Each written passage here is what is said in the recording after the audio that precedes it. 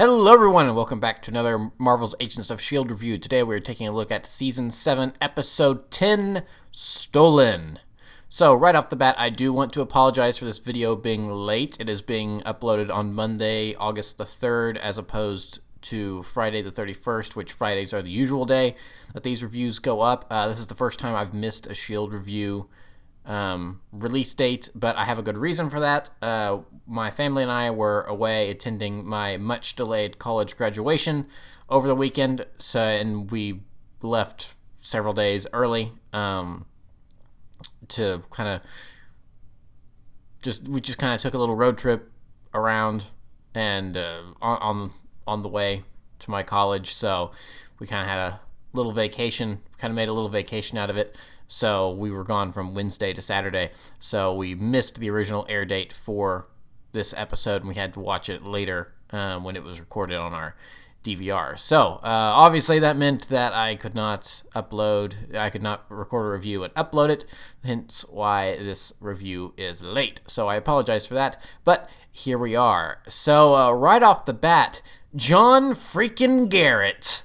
What a pull! I mean, this season has been very, as Coulson says in this episode, oh, I see, we're playing the hits. This season has definitely been playing the hits. We've had kind of a little bit of everything thrown in, even if it's just a mention. Like, I think the only thing that maybe hasn't been mentioned at this point is, like, Ghost Rider.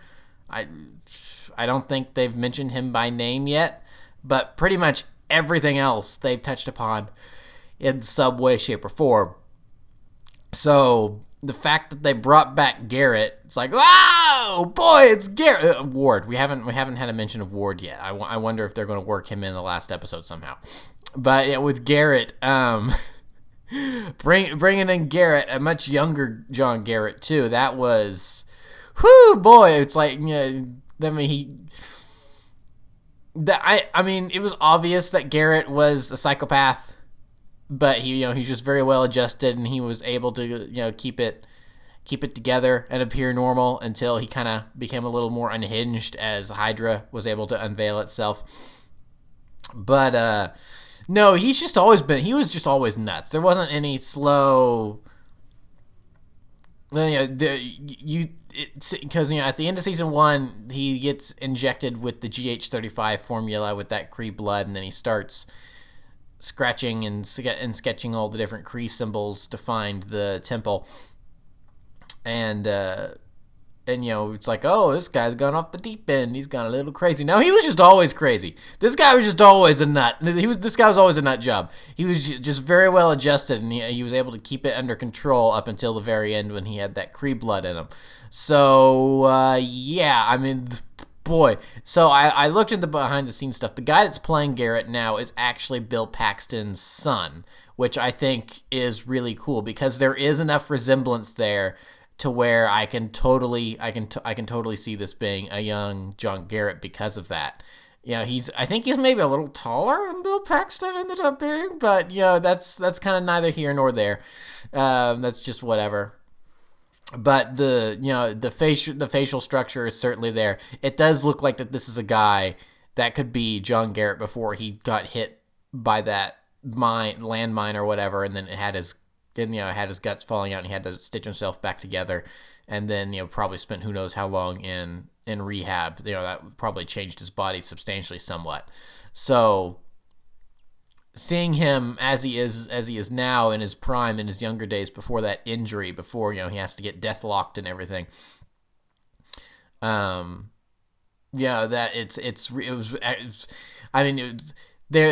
There's that moment Nathaniel comes up to him in the bar and mentions he gets hit by he gets injured and has his guts spilling out, and I went, I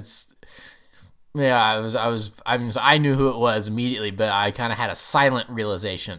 And then he said, hey, put the tab underneath John Garrett. My dad went, whoa! And then I joined him in doing, whoa! And then, so it was, that's how you open up an episode. It's like, hey, we're, full circle, we're bringing back a villain from season 1.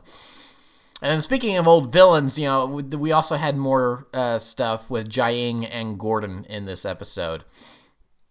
It's so weird seeing them interact with the regular agents and being kind of friendly. Especially Mac, it's like, all right, Gordon, here's what we're gonna do. We're gonna do this plan, and you're gonna teleport in Coulson, and blah blah blah blah blah. Talking about this plan. It's like, the last time you guys met, Gordon teleported into a room. You're sitting there with a shotgun axe, and it's like, my name's Gordon. Who are you? It's like, oh, I'm Mac. I'm the guy that's gonna kill Gordon. And then I can't remember if Mac was it's been a long time. I can't remember if it was Mac that actually landed the killing shot, or if it was technically Fitz, because Gordon ended up teleporting himself into something, and that's what killed him, if I remember correctly.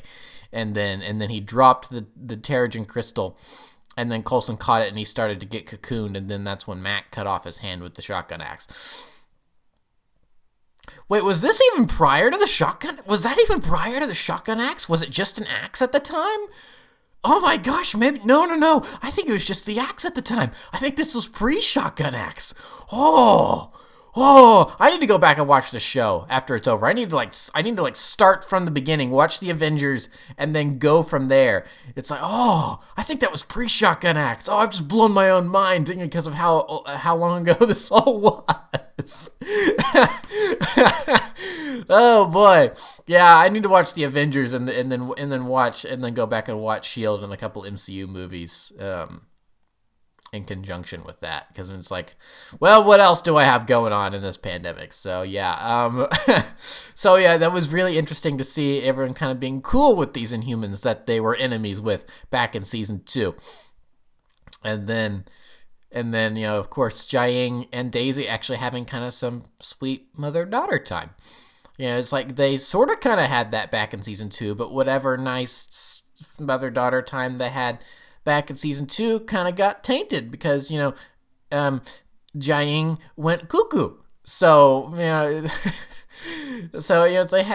kind of, they had some nice little moments, but and then nope, both Gordon and Jiaying are just dead again. It's like, you're not even gonna get to live past 2 episodes. You're gone. You're dead again.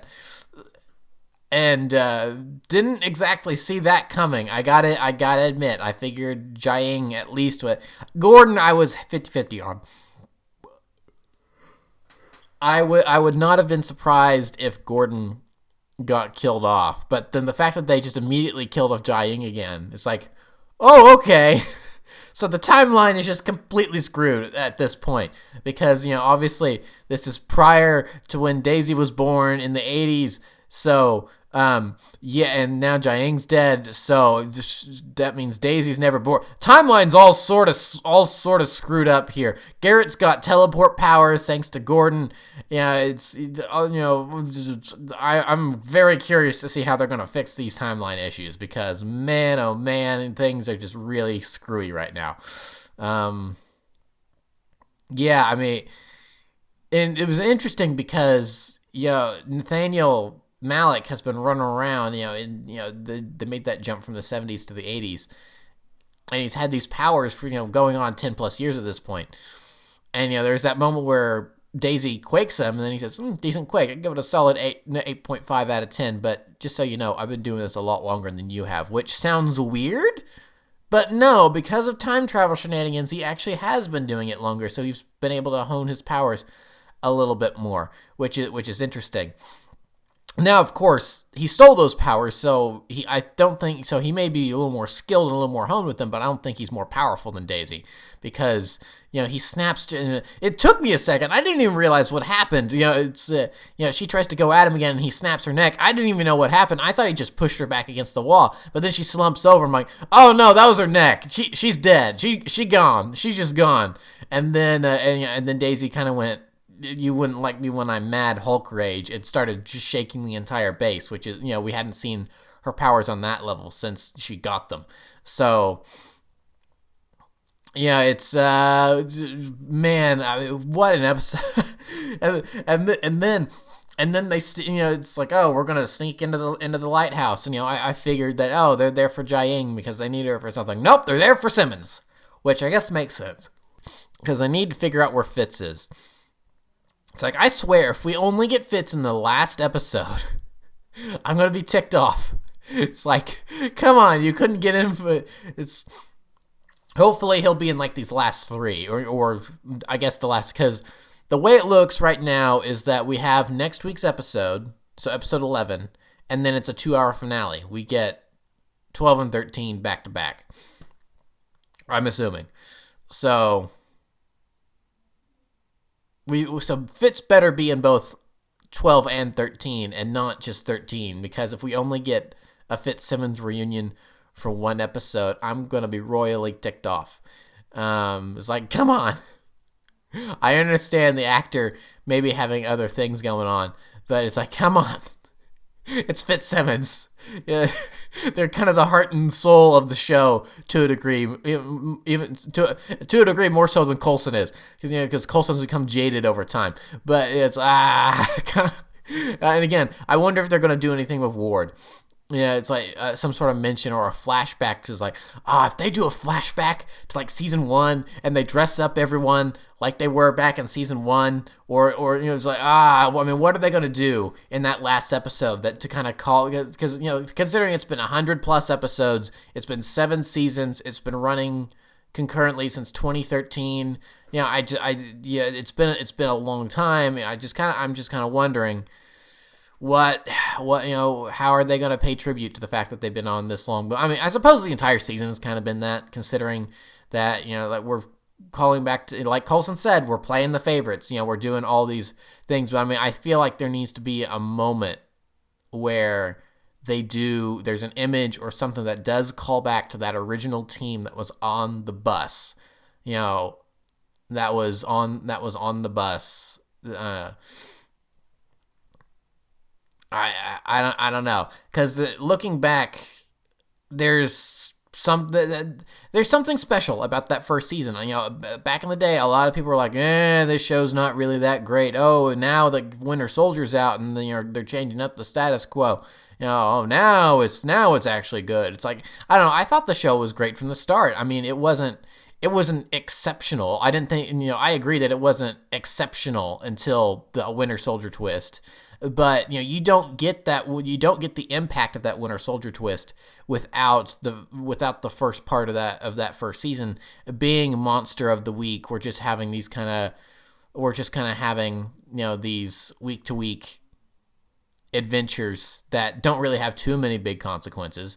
There's a simplicity to that. We got to know the characters. We got to learn who they were. It's kind of storytelling 101. Just because the pace wasn't off to the races right off the bat, it took time and care to build up the characters, and I think it worked really well. So when we did get that Hydra twist and Ward did turn out to be a bad guy, those of us that have been sticking with the show, we felt that. We felt it. It's like, it felt, Ward turning Hydra, or he was always Hydra, but Ward being Hydra, that felt like a personal betrayal. It's like when Ward shoots those goons and Agent Hand in the plane. I mean, that was oh no, what's going on? What moment?